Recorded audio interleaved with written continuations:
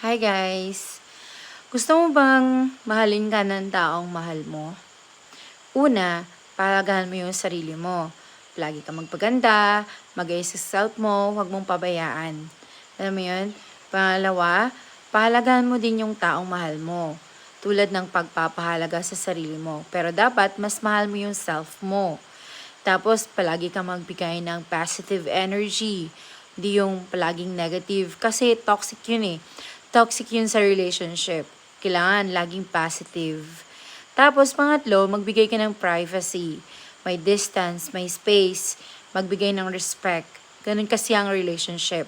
Kailangan, meron kang pagpapahalaga sa sarili mo at sa taong mahal mo. Give and take, kailangan fair.